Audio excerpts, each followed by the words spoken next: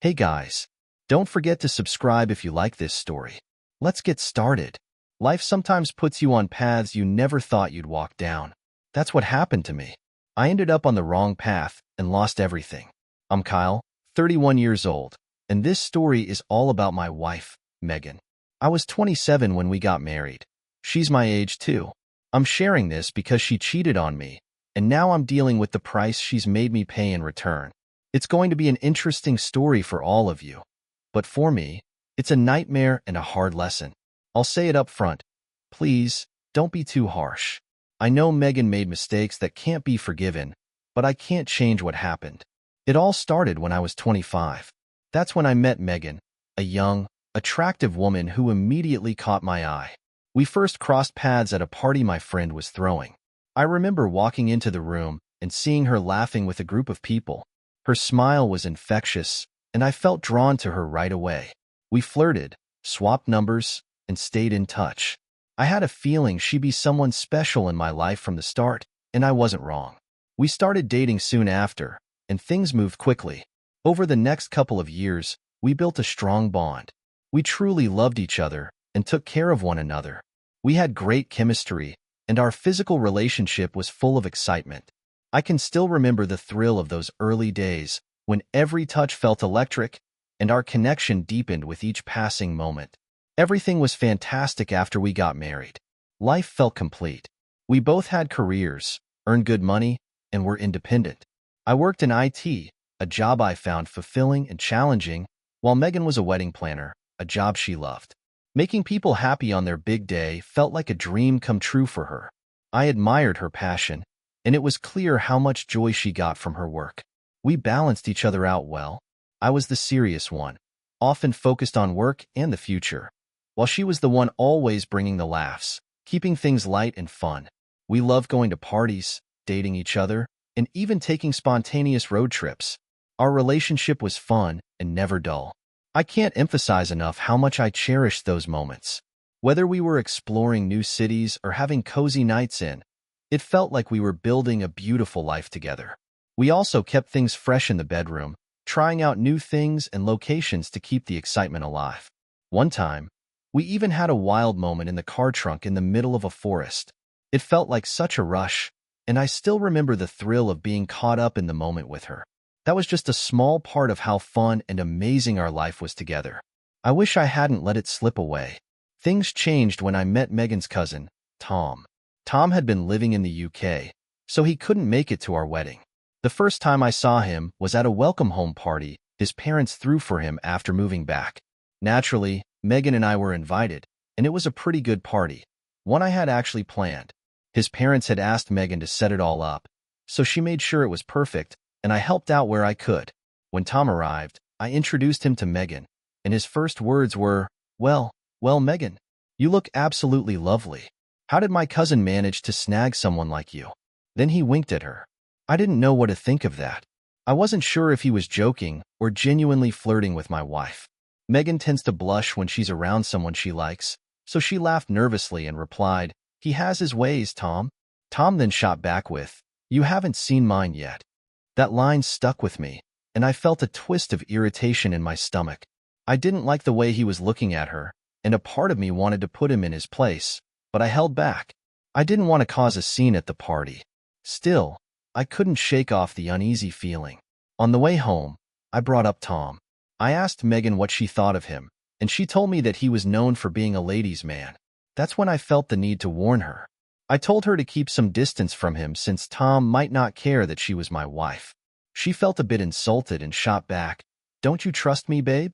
I replied, "I trust you. I just don't trust him. He knows how to get into people's heads." She assured me she didn't care about Tom's reputation and that she was my wife, fully committed to me. It wasn't like she needed someone to protect her. She was 31 years old and could make her own choices. I respected her independence, but I also felt a protective instinct kick in. But Megan was irritated by my reaction. She had never acted jealous before, especially over my cousin. I wouldn't get jealous over Megan's cousins, friends, or anyone because I trusted her completely. Yet here she was, telling me to stay away from Tom. My instincts were right, but she didn't see it then. Her gut told her there was something about Tom, too, but she tried to ignore it.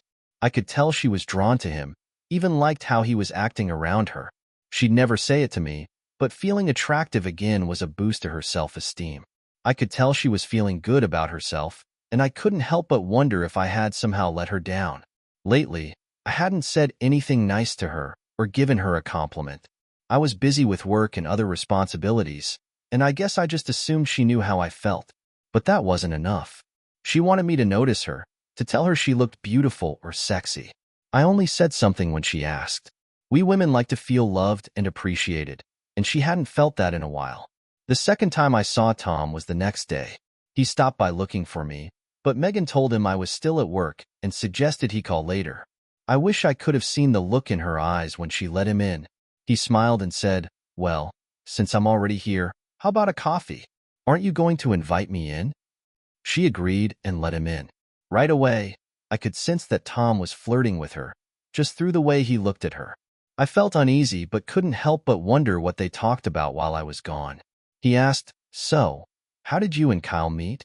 Megan told him we'd met at a party, started chatting, and eventually got serious. Now, here we were, married and planning to start a family. Then she asked if he had anyone in his life.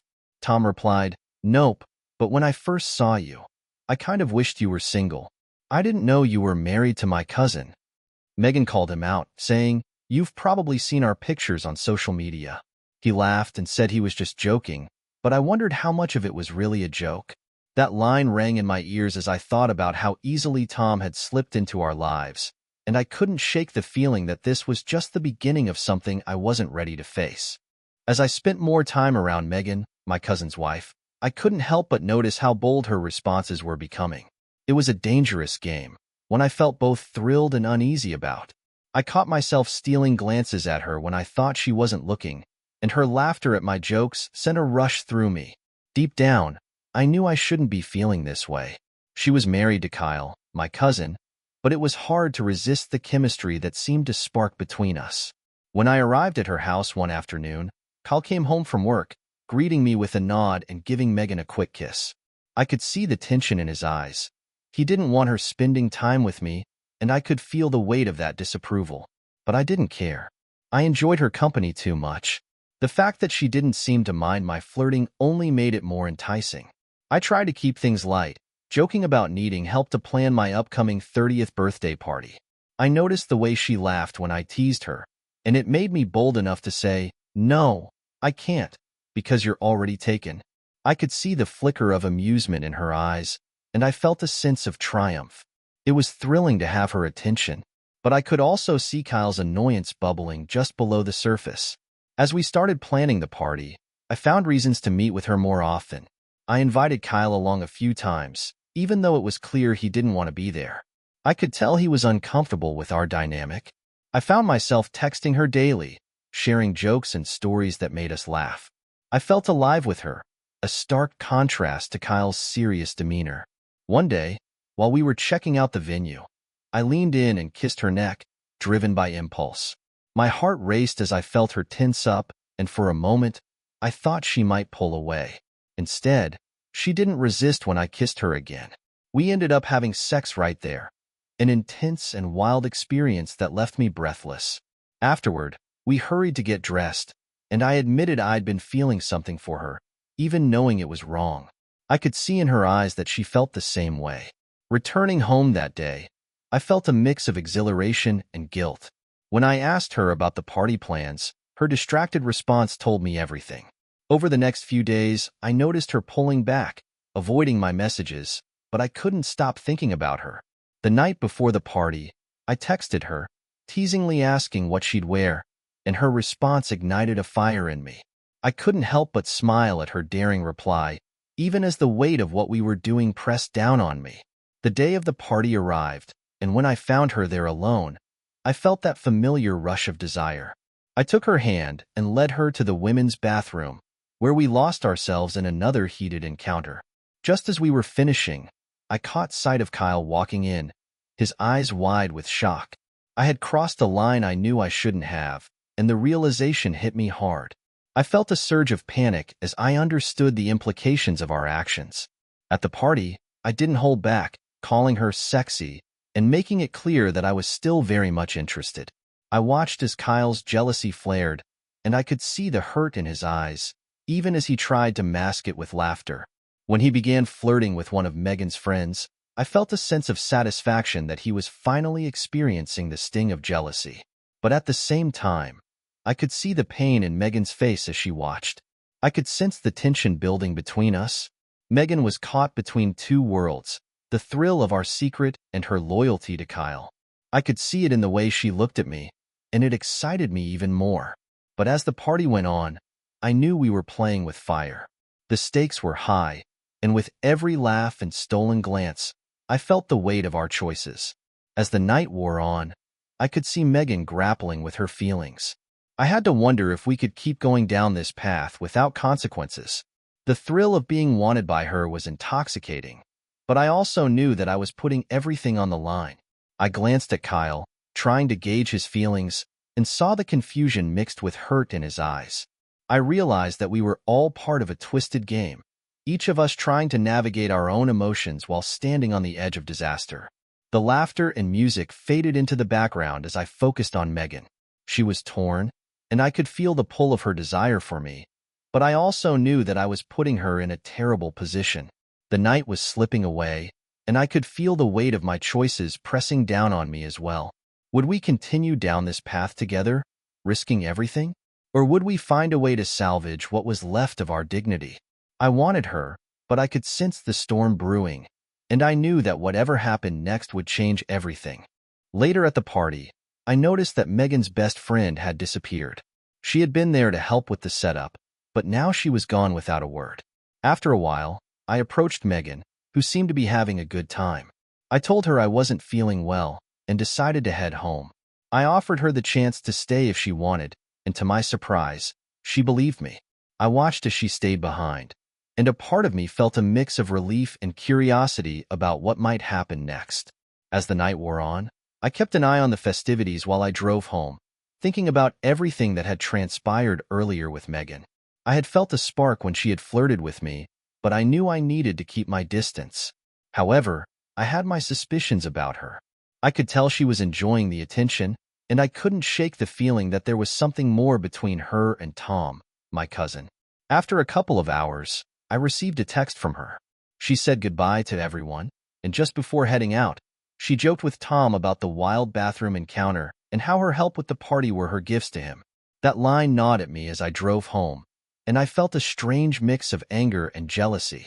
I thought about their chemistry and what might have happened after I left. When I walked into our bedroom, I was shocked to find Megan in bed with my best friend, their moans echoing through the house. My heart raced, and for a moment, I stood frozen, grappling with disbelief. I had to see for myself, so I moved closer and caught them in the act. They didn't stop even as I screamed at them. I felt a strange calmness wash over me as I confronted them. I looked at Megan and said, "How was it with Tom? I heard you in the bathroom but didn't want to interrupt your fun. So why are you interrupting us now?" In that moment, reality hit me hard. Megan had cheated on me, and now she was getting a taste of her own medicine. The betrayal cut deep. I knew she had dressed up and flirted at the party, but I never thought it would come back to haunt her like this. How could my best friend do this to me? I had always been there for him, and now he was betraying me in the worst way possible. My world felt like it was crumbling around me. I had my suspicions about Megan and Tom, but I thought I could trust her. Seeing her in bed with my best friend shattered that illusion. The pain of the moment was unbearable. I told her I never wanted to see her again, giving her an hour to gather her things and leave. Then, I took my best friend and walked out right in the middle of the night. I felt more humiliated than ever before. I didn't want to think about the tears streaming down Megan's face as she packed her clothes. I knew she'd be calling a taxi, heading to her sister's place, feeling broken and lost. I knew it wouldn't be easy to explain everything to our families. She had cheated first, and now I had retaliated by sleeping with her best friend. I felt a mixture of anger and sadness, knowing I had to confront the truth of our relationship. The image of them together in our bed would forever haunt me. It was a moment I would never forget, a traumatic experience that changed my life in an instant. This was the story of how I became a victim of infidelity and faced the consequences of her actions. I wanted to be kind, but I was going through a lot. I hoped she would find some peace despite everything. Update. Hey everyone, I'm back to give you an update. I have seen and spoken to her since that night, but I didn't want to pursue anything. Honestly, it didn't feel right. We both agreed that what happened was a mistake. She betrayed me, and I knew I didn't want to go down that road. Megan tried reaching out to me, but I blocked her on everything. After witnessing her with Tom, I didn't want to see her again. It was over between us. She hurt me deeply, and in a way, I returned the pain, forcing us both to confront the harsh reality of our situation. Life can trap you easily. Don't let that happen to you. Keep the person you love close and protect your relationship, or you might find yourself living a nightmare, just like I am now. Every night, I replay the moment of seeing them together in our bed, waking up to the painful reality that it all happened to me. Who would have thought this could be my life? It feels like a nightmare.